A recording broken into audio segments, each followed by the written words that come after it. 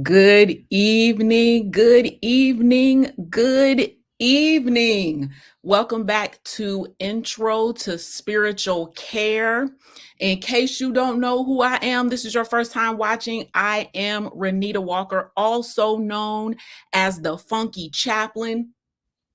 Indeed, the funkiest chaplain you know. Again, this is Intro to Spiritual Care. We started on June 28th. This webinar series is designed to provide you with the basics of spiritual care. This is week 3. Effective communication. So let's run through our syllabus real quick in case it's the first time that you're joining us. Week 1 was June 28th, and we did Spiritual Care 101. I introduced the course, the goals of the course, and some important terms that we would need to know. I defined spiritual care, asked the question when I say spiritual care, what am I talking about? If you missed that one, you can see it on hashtag Rethink TV. So go back and catch up on those episodes because we are going to actually build each week. All right. So we took a break for the July 4th holiday. And then week 2 was last week. That was July 12th. We talked about cultural competency, how to identify and address biases. And we talked about cultural competency as a skill set that can be turned into repeatable and reliable behavior. So it's the tools to identify and address your biases and do them on a regular basis. So as I say, you can at the very least, don't hurt nobody, but at best, provide some good spiritual care for care seekers in your community, organization, etc., etc. This is week 3, July 19th, and tonight we are going to talk about effective communication. Communication as a bridge to emotional connection. And we'll get into some of those other things in our following weeks, but it's week 3, so let's get into it. We're going to talk about effective communication tonight. We're going to explore effective communication. We're going to explore storytelling as communication. And then we're going to have a little vignette, which is a little story about a fictional person with a fictional set of issues. And we're going to kind of break it down, what's going on with this care seeker and how we can use communication to connect with our care seekers. All right. All righty, y'all. I made a couple little diagrams tonight, so I'm kind of feeling myself. Bear with me. What is effective communication? Now, Merriam-Webster Dictionary defines communication as a process by which information is exchanged between individuals through a common system of symbols, signs, or behavior. So, effective communication would mean that this information is actually exchanged, right? So from the sender to the receiver, and then the receiver becomes the sender and sends it back, and the other person is the receiver. But the point is that whatever information it is we're hoping to exchange actually gets there because of this common system of symbols, signs, or behavior. So let's go a little bit further. Common means agreed upon. The way that we function as a society is we have some agreed upon symbols and signs that give us information. So look at these symbols. We all know this symbol now since the ADA to be a symbol for some kind of accessibility, whether it's a parking space or a ramp or an elevator or something like that. But we understand this symbol to mean that the organization or whatever we're talking about is focused on folks who need assistance with their ability. The Statue of Liberty. We know we get indoctrinated. If you went to school in the United States, you get indoctrinated with information about the Statue of Liberty and freedom, and that's what it means, right? It means freedom, and people, come to Ellis Island and they see the Statue of Liberty, but it communicates something when you see the Statue of Liberty. This blue ribbon, it means someone won something. Someone got a prize for something. This music symbol, what's that, 16th notes, I'm trying to remember my music theory, but it means something, it communicates something, it communicates music. And in the information that you get from the musical staff, do I have any music theory musicians in here? You get information from the music staff that the notes actually sit on, about tempo and what the notes, how much they're worth, what the beat, quarter note gets one beat, all that business. But this is information that we're getting because we agree upon these signs and symbols. Does that make sense? So the first thing is we got to agree upon some things. Signs or signifiers. Cool. Now here's where we start getting into, do we agree upon what the signifier is? Context matters. If I say cool and I'm getting a jacket, you know that I mean the temperature is cool. If you show me something you're excited about and I say that's cool, then you know that means, I'm excited about it too. That is amusing. That's amazing, right? Hot is the same way. What are we agreeing upon? Depends on the context, right? But we all pretty much know what a lot of these things mean, and a couple different ways that it could be interpreted depending on context. Bad, same thing, right? Depends on the context. Tree is not necessarily dependent on context, but there's different kinds of trees, right? But if you see the word tree, you can immediately understand what I'm talking about. A big plant with a woody trunk and branches and a deep root system, leaves. Now we could be talking about palm trees, oak trees, maple tree, but we know when I say tree, we all are agreeing upon this system of language, right? Let's talk about behaviors as well. So all behavior has meaning. All behavior has meaning. That means you can read the behavior and find out some information behind it, right? So, laughing, if we've all agreed that the behavior of laughing means that something is amusing, you're amused, something's funny, right? We agree upon that. If you're crying, we have this agreed upon understanding. The information that is being exchanged is that you're sad, or you're hurt physically, emotionally, spiritually, whatever. But we have an agreed upon set of information behind these behaviors. If someone is sleeping, our agreed upon information is that they're tired. You with me? You with me? So shrug. If I ask someone a question and they shrug, the agreed upon information that they're exchanging is they don't know. And we all kind of know what that means. Again, context matters. Context matters. Run. Now, culturally speaking, I'm Black, okay? If I see someone take off running and they don't look like they're exercising, it communicates something to me culturally.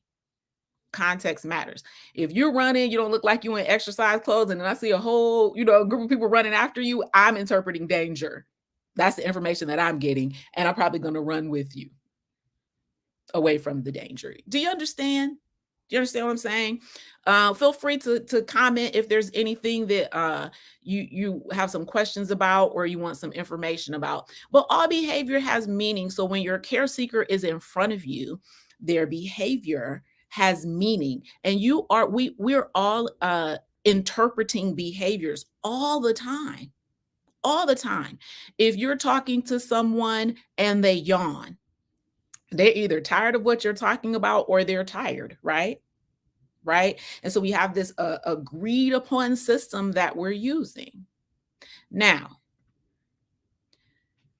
the other thing that we have to talk about is feelings. So in spiritual care, when we're talking about communication, we're also talking about communicating feelings. So we don't just want to exchange information. Although, as a chaplain at the hospital, there are some things I have to get as a part of some information that I need as a part of my job, to perform the spiritual assessment up to the JCO standards. However, my goal is not just to simply exchange information. Does that make sense to you? I need some information to do my job, but what I really want to do is establish an emotional connection because the person in front of me is looking for my care. Remember, that's why I call them care seekers. They're looking for my care. So I don't only want to exchange information, I want to establish an emotional connection. Now, sometimes uh many of us were not given the tools that we needed to be able to identify our situation, our emotions or our behaviors are telling one thing, but a lot of times we don't have the tools to really explore our feelings. And this is where chaplains and spiritual care providers can come in because a, an effective care provider is comfortable enough with their own feelings to help another person explore their feelings, and that person's pain, anger, anguish, hopelessness does not scare them or throw them off or run them away. Because listen, if you haven't engaged your own feelings when you are providing care for another person, it's gonna bring those feelings up. And one of the first times I remember really wanting to get out of a room with a patient, and folks that go through CPE, a lot of us have these similar experiences because I'd never been a chaplain. And so I got to go in this room and try to provide care to someone I don't know. I don't know this person. I'm just getting ready to walk in the room at the hospital and meet them. And something they did, they weren't interested or they were tired or something, but it touched my feelings of inadequacy.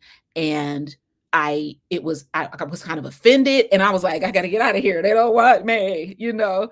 But with a lot of work in healing, we can be people that are able to sit with people and help them actually explore the feelings beneath the information that they're giving us. Remember, they're giving us signs, symbols, behaviors, and then we can join them in their situation. So, this is one of my favorite tools when talking about feelings and emotions, the feeling wheel. The feeling wheel. I love the feeling wheel. Sometimes when we're in the midst of big feelings, it helps to start right there in the middle, right?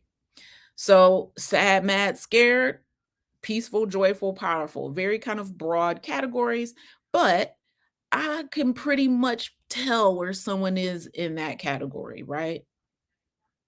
And the thing about behavior, we can all pretty much tell when someone's angry, right? You can look at them and you're like, ooh, their body language, those behaviors, body language is a behavior, is telling us something. It's telling us something.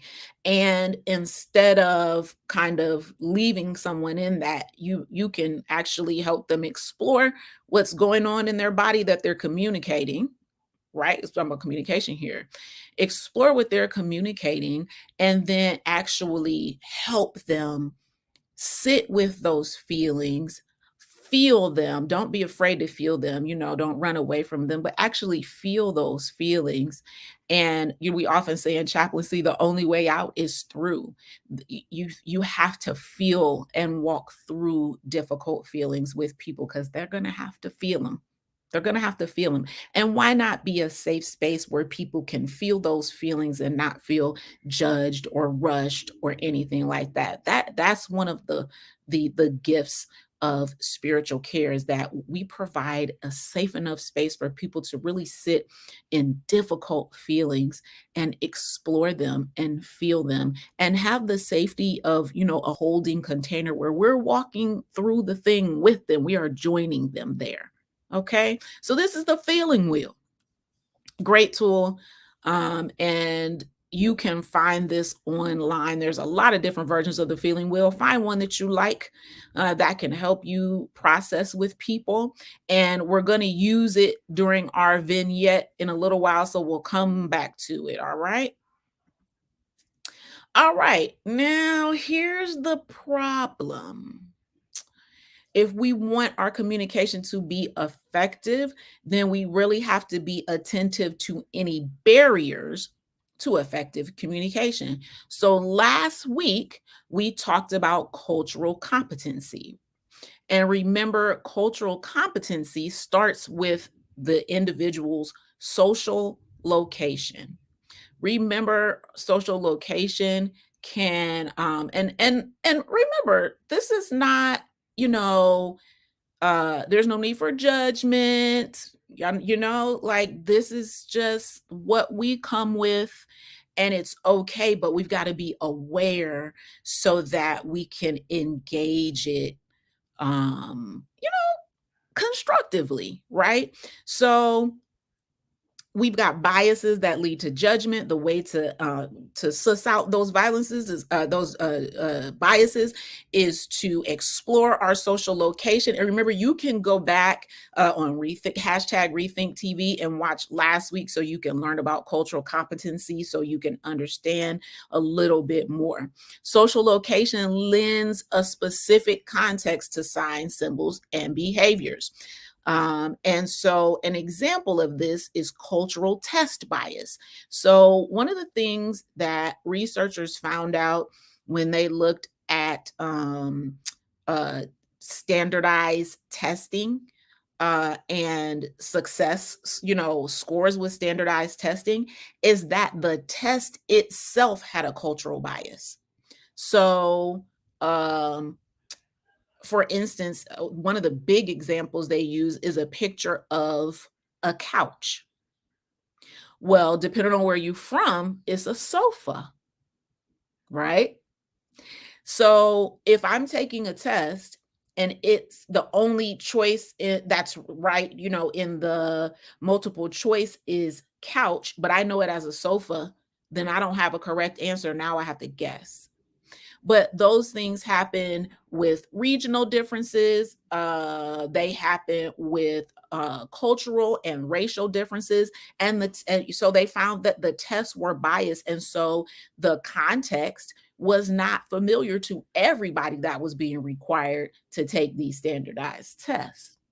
Another example, last week, I'm so tickled by it too. Last week, I saw a series of memes about uh kind of being black and culture, like stuff that we say that if you grow up in our culture, you already know what it means. And I said this last week. One of the examples, one there was a black woman told her coworker out or somebody, like, "I'm scared of you," and they were like, "Why would you be afraid of me? I'm kind, But we know, if you grew up black in this country, "I'm scared of you" means you doing a thing. Look at you, go head on. And we know that, right? But there's cultural context to everything, to everything. And even broader, if I take the signs and symbols in the United States and go to another country and think that they mean the same thing there, I'm probably going to be surprised that all of them don't mean the same thing. There'll be different signs and symbols and even behaviors depending on the cultural context, the country that I'm in, etc. Right? That makes sense.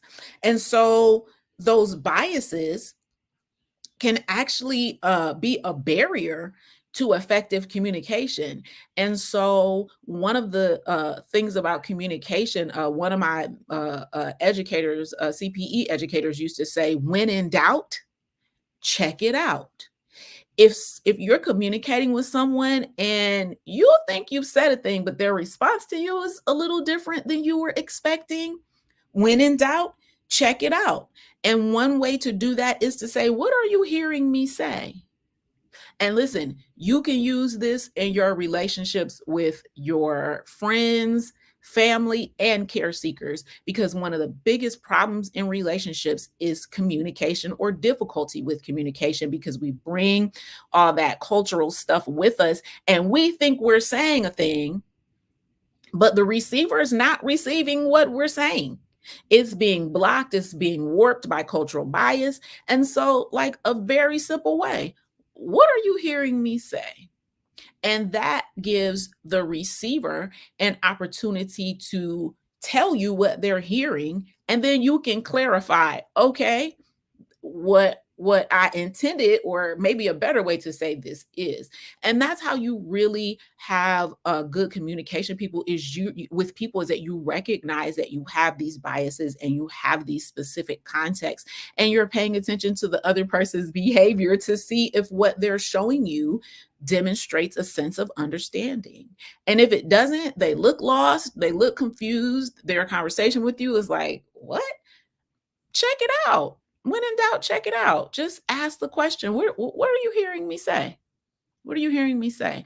And it's a really good tool for extroverts like me who talk a lot. Sometimes if I've heard my voice talking too long, I'll say, so what are you hearing me say?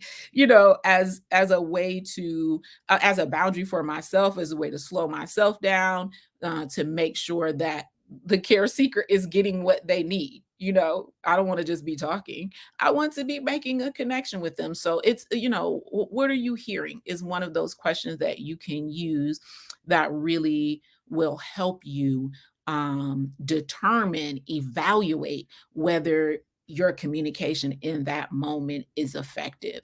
And remember, social location is not a judgment thing. It just is. You come from somewhere with cultural context, and it's okay. It really is. It really is. All righty. This is the fun part. Storytelling as communication. So, storytelling is part of the human experience. As soon as we can talk, we begin telling stories. Have you ever been around a toddler? Actually, think about babies. You talk to the baby and they are now I can't you may not be able to understand what they're saying, but they're talking to you and they're having conversation with you. And then as soon as we get older to, spend time away from our caregivers, and we get back with them and they say, what did you do today? And we tell a story about the day with whatever limited language, toddlers have at that point. And it's the cutest thing to have conversations with toddlers, because it's storytelling at its purest. At its purest.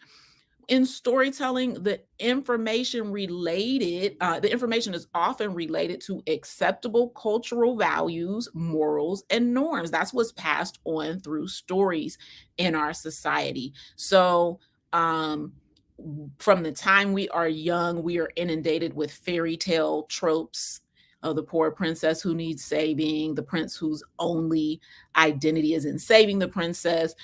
We are exposed to racist and xenophobic stories that are used to stereotype the other. We are exposed to myths, parables, and fables. But storytelling is literally part of being human. It's what we do with language. We tell story. The best movies you've ever seen is because it's a great story, right? We love a story. And the telling of stories is often a philosophical attempt to make sense of the world around us. That's myths and fables, right?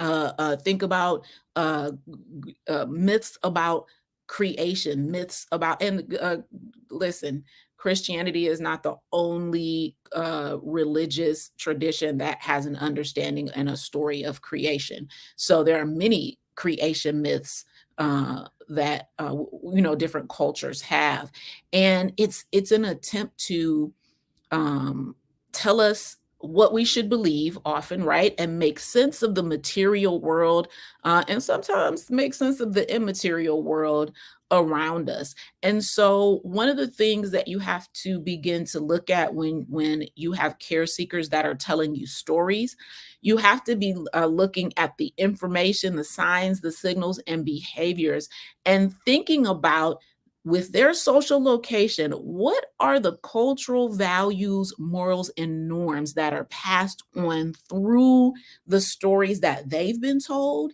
and through the story that they are telling you in the moment?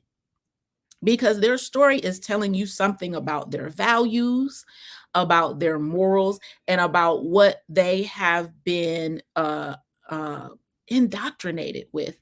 And I use that term a lot, and I mean it in the purest sense, because it's true. If you grew up in this country, you went to school, we were indoctrinated to a capitalist ethic. We learned how to get in line and be worker bees from elementary school on. We learned how to be warehoused in classrooms, and how, like, it is true. We learned how to work all day with a short lunch, and now they take recess away from the children, and it's like, there's some information that this behavior is passing down to us, that we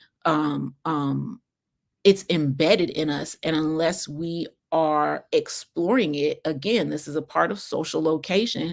Unless we're exploring it, we don't even know what the information is that those stories are telling us. So, for instance, the whenever Black folks are murdered by police, and we start this instant, like, oh, they were a good student, and they didn't have any criminal activity, and they were kind, because the cultural value that we tell when we start telling a story like that is that if you're a good Black person, then the police won't kill you. So you got to think about the way that stories are told, the way that news is reported, the way that we repeat the cultural myths and fables. It really does identify our kind of embedded tropes and values and things. All right. All right. Let's go to the fun part. We are going to walk through this vignette together about I made this person up. She is a amalgamation of a lot of people that I have cared for over the years, and we are going to do a little bit of spiritual assessment together. I'm kind of excited about it. So let's read this vignette. Lisa is a 50-year-old Black woman from the southern region of the United States. She has been diagnosed with anxiety and depression after a mental health breakdown following a divorce and the loss of her career due to chronic health issues. She stated, I used to have a lot of friends at church, but since COVID and my divorce, people don't seem to talk to me like they used to. She is seeking spiritual care because she doesn't understand why God would allow these things to happen to her. She has a history of religious activity since childhood and stated, I did everything I was supposed to do. I prayed, I went to church, I read my Bible, I tithed faithfully. I didn't have any babies out of wedlock. I don't smoke, I don't drink. I followed all the rules. Why is this happening to me? So this is the theodicy question, right? And theodicy is kind of the dark night of the soul question. If God is good, why do bad things happen? If God is good, why is this happening to me? And so it's a question that people come wrestle with a lot, especially when they are in crisis, because of, again, the stories that we have been told in church about who God is and about what should happen in our lives if we're faithful. And so, as you think about some of those stories that you've been told, what happens in a crisis, the reason it's a crisis is because the story and the person's actual lived experience don't match. So they have been taught this particular theology. And if it's true, it will match my life, right? If I follow all of these rules, I'll have a great life. It's kind of like, it's still a kind of a prosperity kind of preaching, just not about dollars and cents, but about this perfect life that doesn't exist. And so we are told theological stories that give us the culture, our values and norms and things that we don't even know are there. But once we have a crisis, then we're like, wait a minute now, they told me, and that's not what's happening. So now something's wrong. So let's talk about it.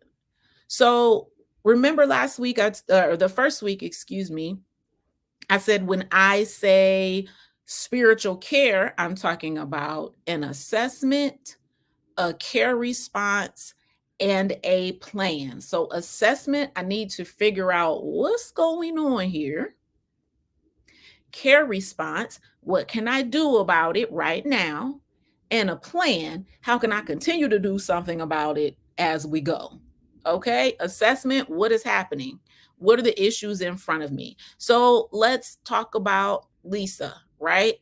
Her social location, she is cisgender hetero female, that is born female, presenting female, heterosexual. She's Black, she's Southern. She's a professional because she lost her career, not a job, right? So, career means something a little bit different than just a job. She's a professional and she's religious, right? Our vignette said that she's has religious activity through her whole life. So, what stories might she have been told that are causing her some distress in this moment? Well, as a cisgender heterosexual female, marriage is held up to be the end all be all of existence, right? Even in the church, you got to get married. God's will for you is to get married. When a man findeth a wife, he findeth a good thing. So, what we don't hear behind that and what that says to people is if a man ain't foundeth you as a wife yet, you ain't a good thing.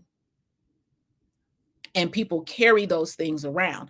I grew up in a time where all divorce was wrong. Didn't matter what happened. Women could be in horribly abusive situations and were counseled to stay with their husbands, right? She's Black. She's a Black woman in the South, being a professional that now doesn't have a career anymore. She got a lot going on. She's religious, but her theology that she's been taught ain't matching up with her situation. She got a lot happening. What are her spiritual wounds? Because that's what I'm here for, right? That's what I'm here for. Her biggest wound, and I want to tell you that in all my time in the hospital, the biggest thing I engage with people about is grief and loss. Think about it. When you go into the hospital, even if you knew that you were going to be in the hospital, it's still a loss, right? Let's say you're working, you can't go to work, you got to get all that settled so you can go into the hospital. If you're going to have some kind of surgical procedure and you're going to have a recovery period, you're going to have a loss of mobility and ability as you try to heal from whatever your surgical procedure was. You, depending on what procedure you're having, you may have a loss of identity. I mean, think of and folks, I'm just gonna keep it real with y'all because we are adults and this is life. Women who have mastectomies, loss of identity, men who have prostate surgeries, loss of identity, because those things we tie them to masculinity and femininity, and so then they're losing identity when medical crises happen. And so what losses does she have? Her health. I do not think that people really can understand what it is like to live with chronic health problems. It's exhausting. It's exhausting. And I have some chronic health issues. And I'm telling you, it's hard. It's hard. And one of the things about empathic listening is that I think Brene Brown has a quote about empathy being believing someone's own description of their experience. Like, because, even though you don't know what it's like to have chronic illnesses, if the person tells you they're exhausted and it is horrible, you just got to believe that it is. You have to believe that it is. People with chronic health issues, they have less energy than other folks. If someone tells you they really can't do something, you have to believe that they can. Like it's it's hard if you've never been there to really understand. But for empathy, you don't need understanding. You need to trust that person's experience as they are telling it to you, because you may do something different.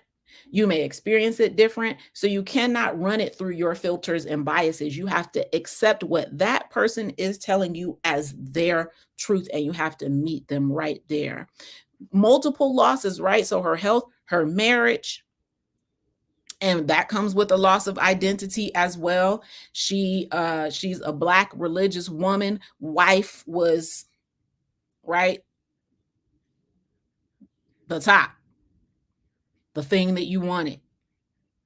Her job, she's a professional. So it said career. So she's been whatever her career is, she's been working towards it for years and years. And maybe just as she's 50, she's just like really settling into this profession and finding her identity in it, and loving it probably. And to have her chronic health, keep her from being able to continue in her career.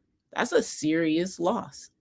And then to add on top of that, faith, her understanding of her spirituality, her understanding of her beliefs is challenged in this moment, because she was taught if she did all of these things, she would have this perfect life, and her life is falling apart. Her life is falling apart. So faith is often a philosophical loss. And I talk about, I do a grief support group every fourth Wednesday. This month, it's on the third Wednesday, it's tomorrow. But we talk about the different aspects of grief.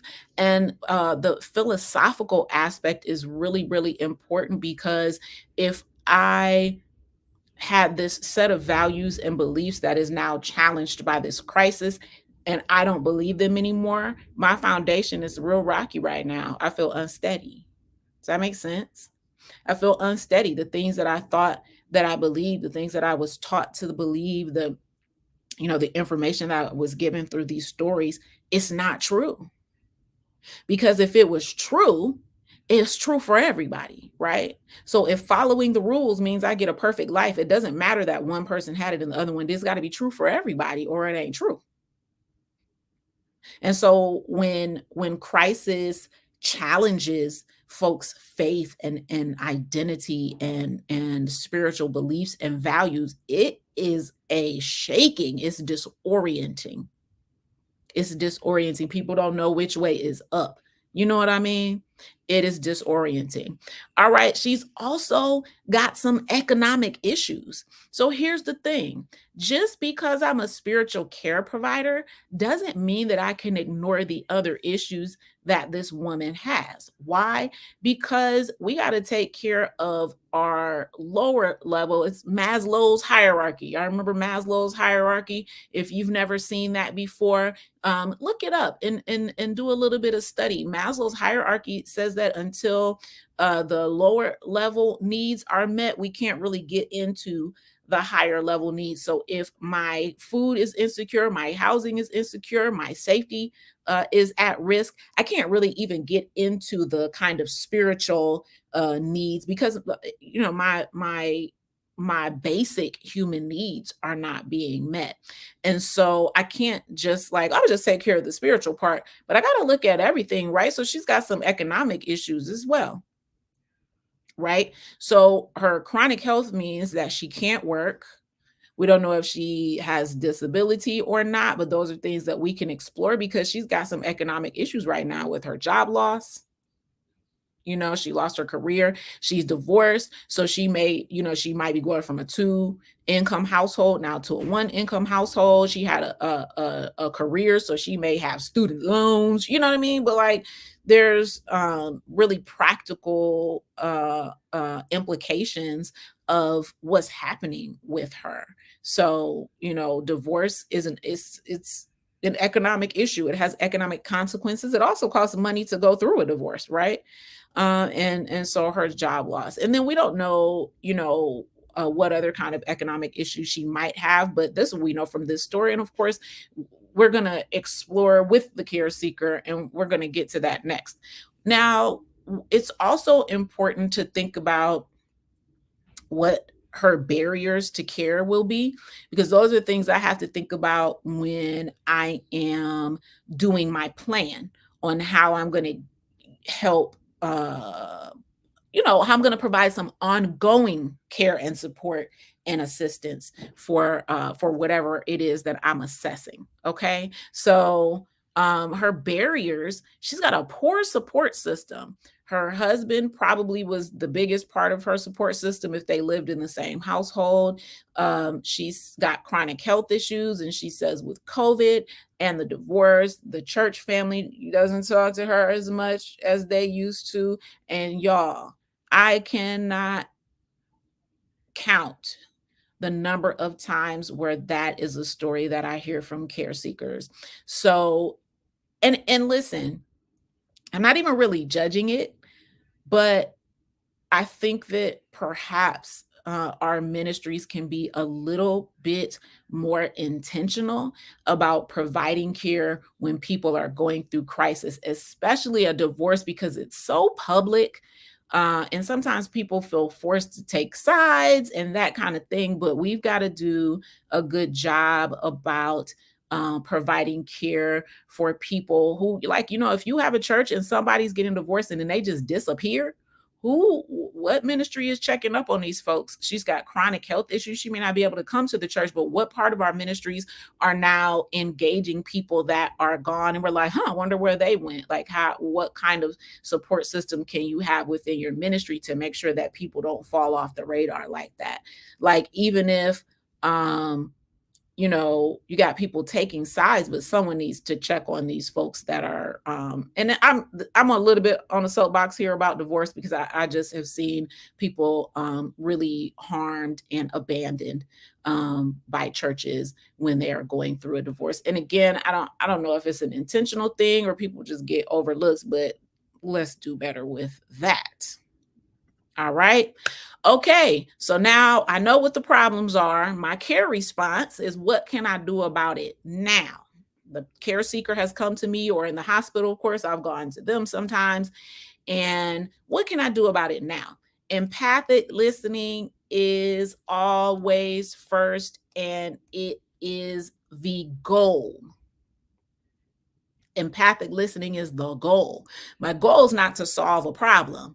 Empathic listening is my goal. I want this person to feel acknowledged, validated, and I want to connect with them, because one of their issues, one of Lisa's issue, is that she has been disconnected from people who care about her by divorce, COVID, whatever.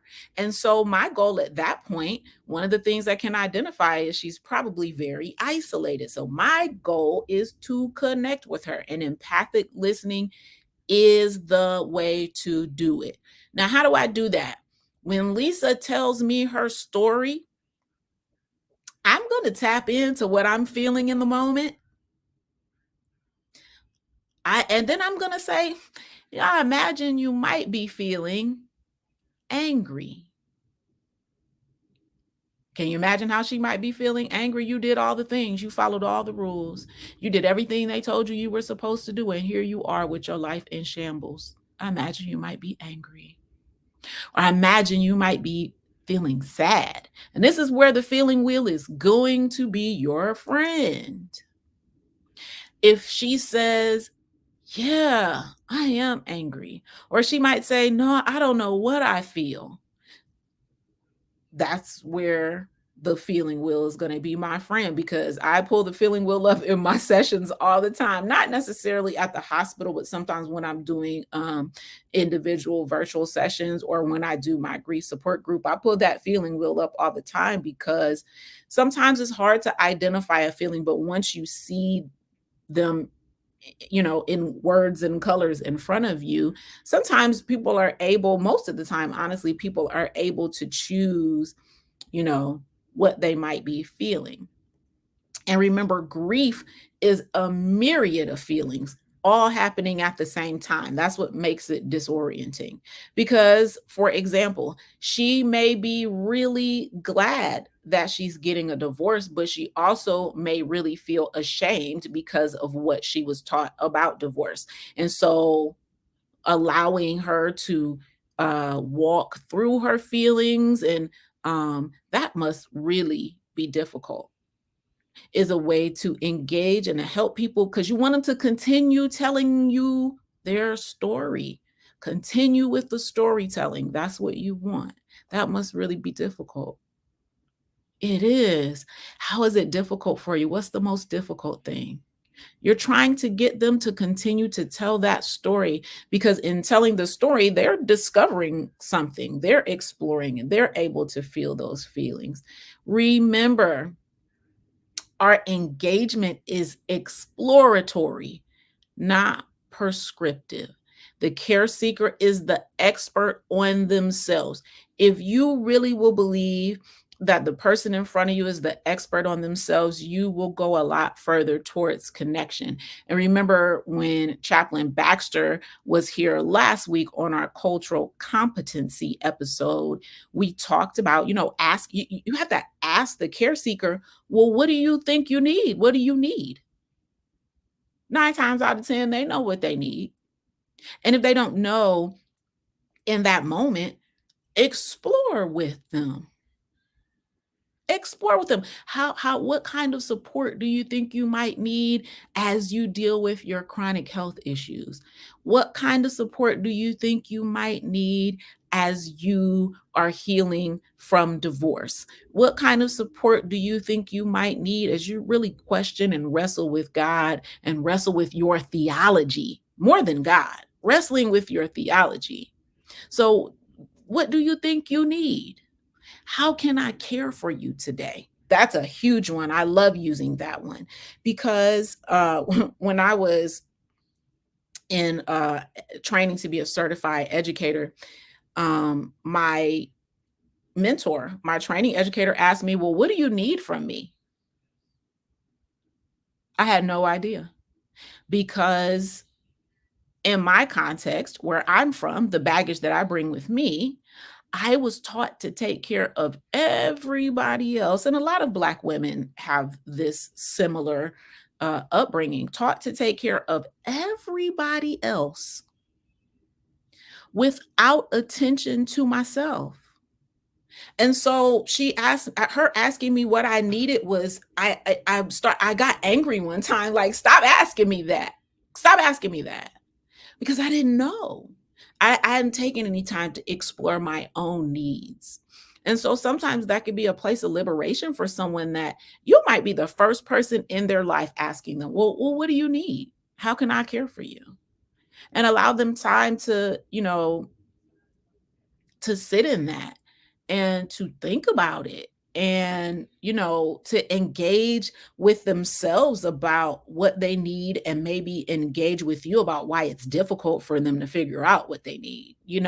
But we're always looking to explore with the care seeker, not to tell them what they need, not to tell them what to do, you know because listen, what I would do in your situation would work for me, but it may not work for you. It may not work for you because I'm not you and you're not me, and we've got differences. And I know me. I know me. It's some things that you could prescribe that I ain't about to do. I'm just not. It's just not even me. I'm not doing it.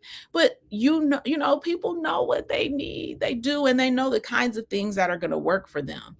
And so, one of the really important parts for me about being a chaplain has been seeing my work as companionship. I am walking beside you, having a conversation with you, exploring what's going on, pointing out what I see on the road that we're walking on that you may not be seeing. That's what I'm trying to do. Not tell you what you need to do, not fix you, not okay. All right. All right. My plan. This is sometimes where we fall off. We stop with what can I do now? And we miss how can I link the care seeker to resources. Now, sometimes someone seeking care will come, and that one session is enough. They needed to talk through some things, and they feel a little bit more steady, and that's good. And we don't need to have a plan necessarily for them, other than to tell them, hey, I am here. If you need some support, letting them know how to get in touch with you, how to get in touch with your, if you're a church organization, a nonprofit organization, how to get in touch with you, how to seek your care in the future if they need more. And that is a plan as well. You need more care, you decide you need more care, here's how you get in touch with me. For someone like our friend Lisa, who is going to need some ongoing support from what we've assessed, because healing from divorce, dealing with the grief of her healthcare challenges, dealing with the grief of her mental health diagnoses, because there's some grief there too. And there's a stigma, right, around mental health. So we want to make sure that anyone feels comfortable seeking our care, but we also want to help them find resources within our community. And so here is where you are going to need to do some homework. Now, the good thing, for instance, about working in hospitals is that I already have an in-house set of resources to help them. So the social workers help when someone needs some social support and that kind of thing. But I'm willing to bet, especially in churches, that you have a lot of people that have a lot of resources within your community that you can engage around certain things. Like you got social workers that go to your church, engage with them about how you can partner with them to provide and get information on the resources that are going to be in your community to help individuals that are coming to you. So what were the big issues that we found? What does she need? Grief support, right? So we're looking for support groups for divorced individuals. We're looking for grief support groups for chronically ill or disabled persons, individual grief work with qualified facilitators, including chaplains and therapists. So, sometimes a person's issue is a little bit more, is a little bit deeper, and they want some individualized care. They don't want to go to a support group. How can you link them up with these resources in your community or in your congregation, inside your organization? One thing that Reverend Lakeisha always says, and I really appreciate her vision, is that you've got the resources in your community. You just got to find them. You just got to seek them out. And Chaplain Baxter said the same thing last week, that in her work with unhoused people, that she realized that the resources were in the community, and there's churches all around this particular area that she's doing her D-Min project in, and caring for those individuals. And there's churches all around there. So how can we network together? Like, this is going to be the church of today and tomorrow. We are going to need to network together to form social support systems for people in need in our midst. And that's going to include, again, grief support, because we'll have a lot of grief. But what about social support? What kind of financial and social support can I connect her to? I don't know what her chronic illness is or disability is. Does she need help with transportation, housing assistance, financial assistance? Church groups that are designed for fellowship more than education, mentorship programs. And I want to talk about the church groups for a second, because sometimes church groups are mini Bible studies. And how many Bible studies does a person need? Like, you've got Sunday, you're preaching, Wednesday, you have Bible study, and then now we have another group that has a Bible study component. But sometimes, and this is all personal opinion, feel free to do with this what you will and do it work with your organization and your community. But sometimes we just need to get together for fellowship. I remember one of the best memories of growing up in the Black church was being a junior usher. And when we got together for the junior usher fellowships, we weren't doing no Bible study. We wasn't talking about Jesus. We was having a good time. We was eating, we was playing Uno and we sorry or whatever. Like spades for the ones that play spades. I don't play spades. It is stressful. It's not fun for me. But anyway, one of the things I loved about it was just getting together for fellowship. And I think we do that with the youth, but then as we're adults, we forget that like play is supportive. Just getting together to just for the sake of being together. And now with COVID, think about outside stuff that you can do with people that gives you some more safety where you're not indoors. But we man, everybody doesn't need Bible study after Bible study. Sometimes we just need to get together to be together. And that can provide social support to people who are in need, but really don't have the energy to listen to somebody else preach or hit them with the Bible, especially when they are all their faith and beliefs are already challenged. They don't need more of that in a social group. And so, how do I connect? What if I know about another church who has a women's fellowship and they just get together? Can I calm my ego enough to send my parishioner over to another church to get support? Like, hey, they have a women's group, but like, do you understand what I'm saying, y'all? Like, how can we connect together? How can we network so that we can provide care to people who need it by using the resources that each of our churches and organizations have to benefit the community as a whole? We got to work together. All right. Finally, what spiritual support does she need? Safe space for wrestling the dark night of the soul. If you ain't never had a dark night of the soul, ooh, can you sit in the discomfort with someone that is questioning and wrestling? Can you sit in the discomfort of someone that says, I don't even know if I believe in God anymore? Can you sit with them in that discomfort without trying to fix or preach or deny what they're feeling? That's spiritual support. And chaplains, that is what we're trained to do. Sit in the difficult, sit in the discomfort and not fix them, but just allow them to feel what they're. I don't know if I believe in God anymore. You know, if I was going through what you were going through, I might feel a similar way. I've been there before. It's all right to question, but can I do that? And if I can't do that, then I need to do some exploration within myself, going back to my social location, right? What are the biases? What are things that are keeping me from sitting in there? And it could be the stories that I've been told about what pastors are supposed to do. You fix it all. Well, you can't fix. How many people did you save? One of my preacher friends was talking about that. How many people did you save? I ain't saved nobody. Jesus saves. I don't. Can I sit with a person and not need to move them where I need them to go? Can I do that? And if I can do that, then I have a better chance of, remember, please don't harm nobody. At the very least, let's just not harm people.